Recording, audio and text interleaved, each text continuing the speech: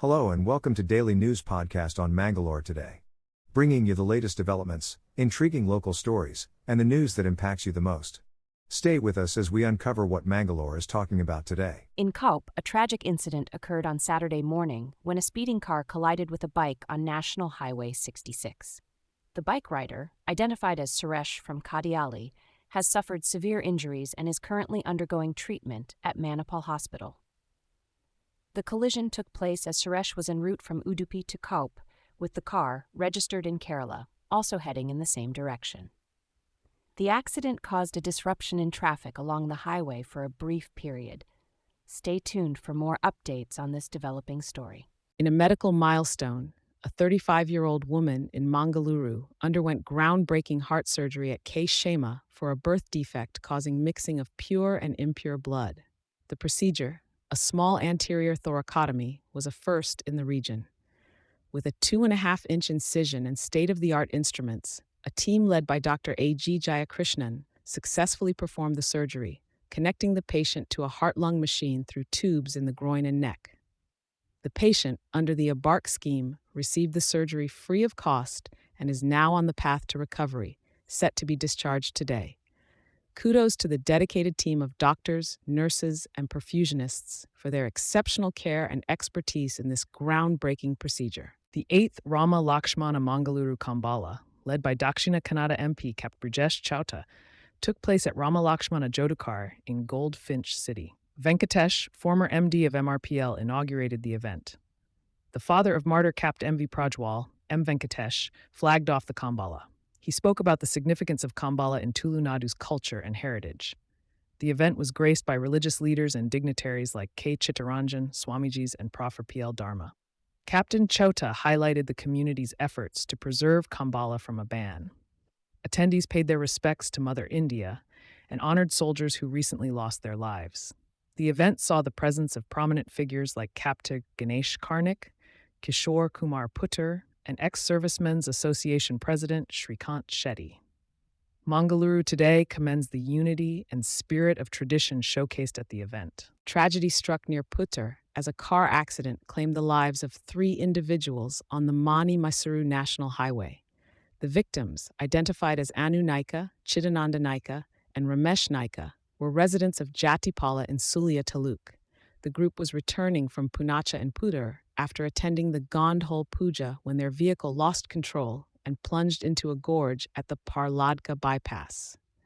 The accident was discovered only later in the morning, leading to a somber mood in the community.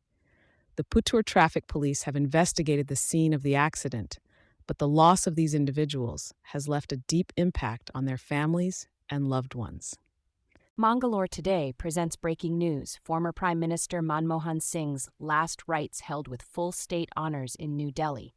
Prominent leaders including President Draupadi Murmu and Prime Minister Narendra Modi paid their respects. President Karj expressed a desire for a memorial at the cremation site, sparking a row with the center. BJP shot back, citing the lack of a memorial for former PM Narasimha Rao. The center assured space for Dr. Singh's memorial in due course. Nation mourns as the Indian flag flies at half-mast for 7 days. Stay tuned for more updates on this developing story. In an emotional appeal, the family of the late Lance Havaldar Anup Pujari from Bijadi Kelamani, Udupi, has sought a government job for his wife, Manjushri. Lance Havaldar Anup tragically lost his life while serving in Jammu and Kashmir. Legislative Assembly Speaker U.T. Khadr has assured to discuss this matter with the Chief Minister to provide support to the grieving family. Former Minister Vinay Kumar Sorak expressed solidarity and pledged to help Manjushri in securing a job.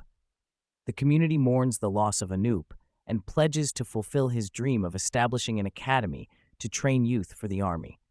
The government has promised all necessary assistance and benefits to the family. Anup's wife, in a tearful conversation with the speaker, recalled his daily calls and expressed her gratitude for the support during this difficult time.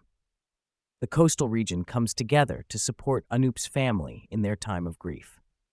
In a tragic incident near Subhashnagar on the Katapati-Shirva State Highway, a father and his daughter suffered serious injuries following a collision with a car on Friday. The duo was en route to Shankarpura when the accident occurred. The car driver, reportedly driving recklessly under the influence of alcohol, crashed into their bike. Both victims were promptly taken to the hospital for medical treatment.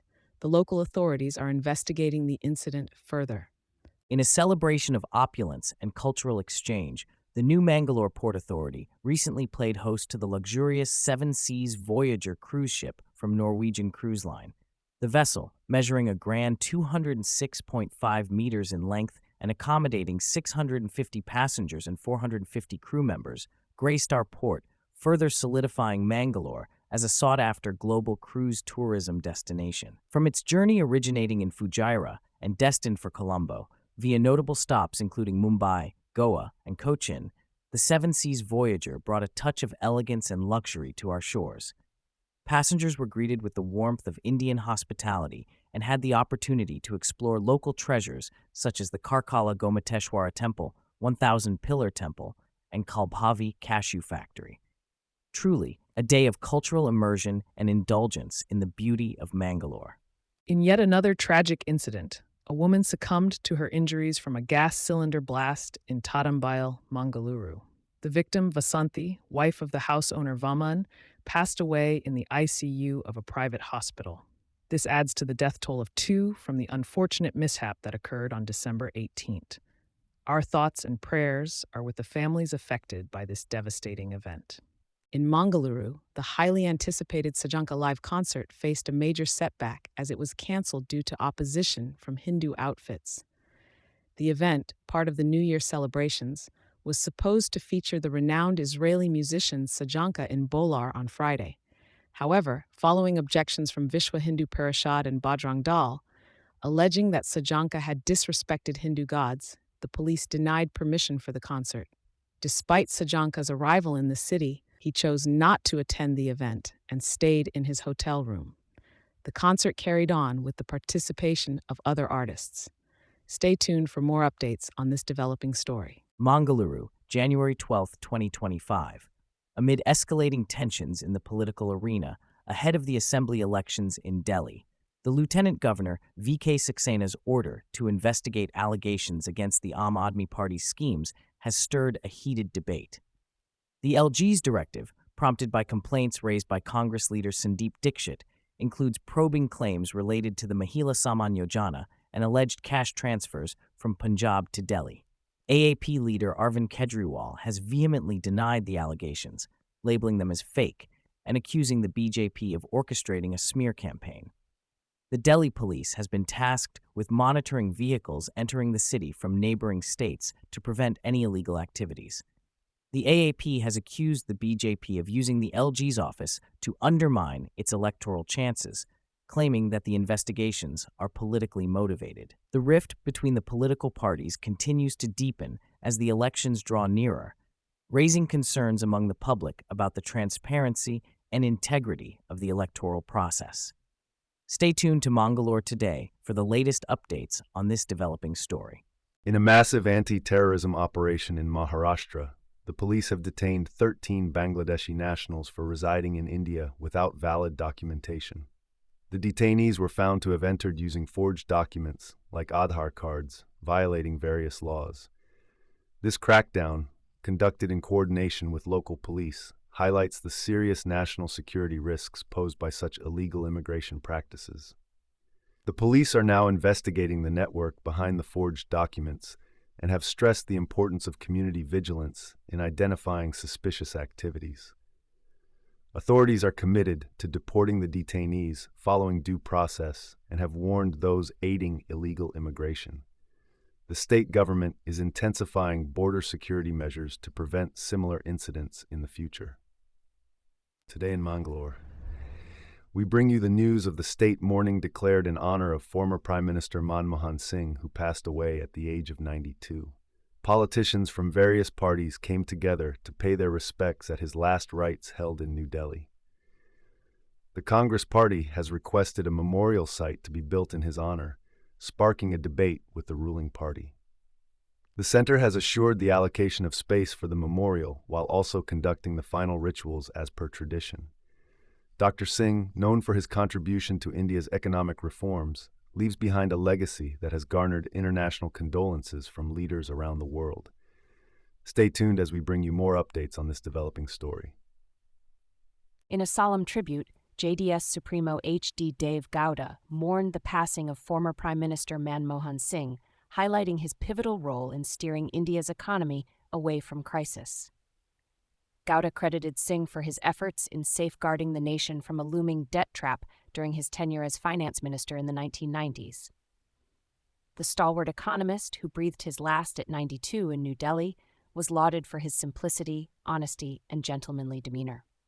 Singh's legacy as the architect of India's economic reforms was underscored, with Gowda pointing to his pivotal role in liberalization, privatization, and foreign direct investment initiatives. Singh's vast experience, including stints at the World Bank and as the Reserve Bank governor, culminated in a decade-long tenure as prime minister, leaving behind a profound impact on the nation.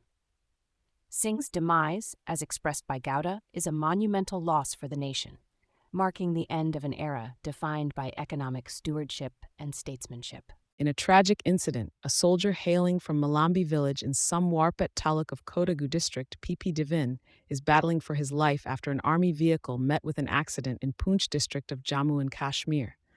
The soldier's family has rushed to Udhampur in Jammu to be by his side in this difficult time.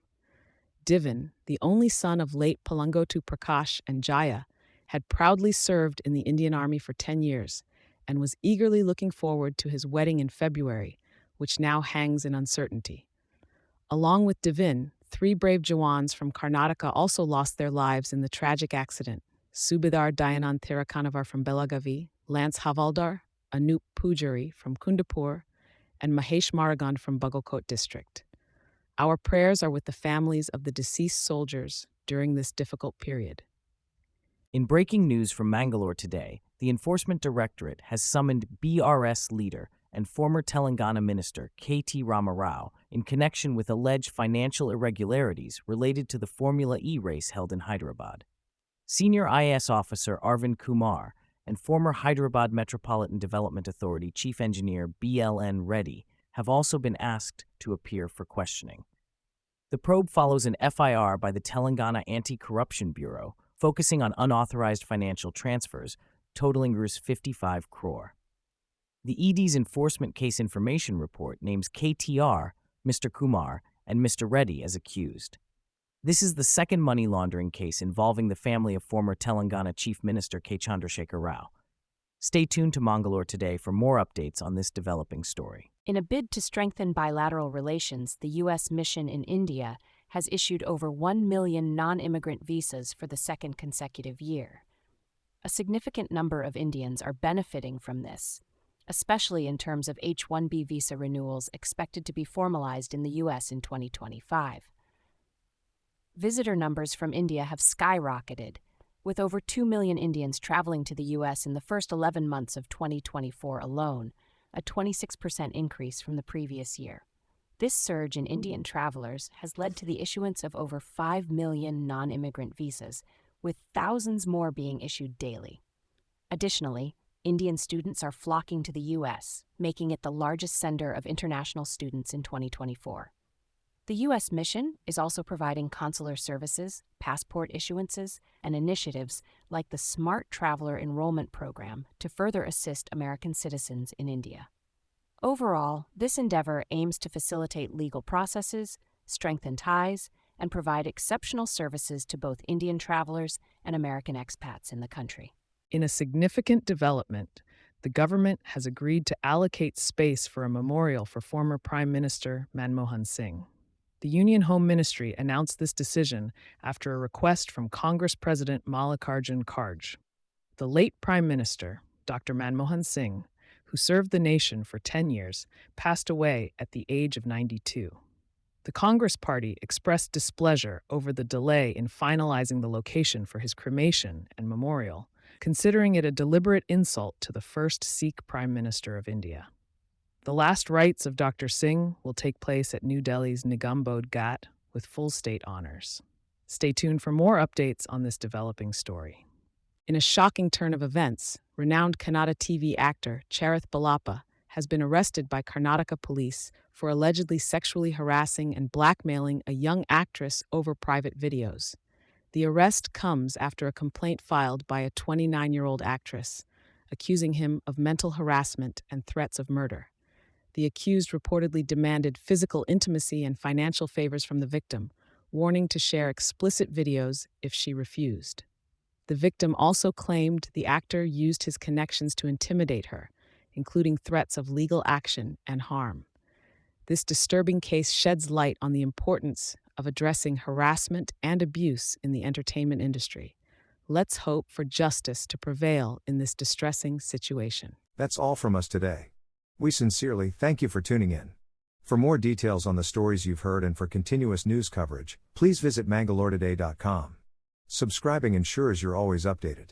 Farewell, until our paths cross again.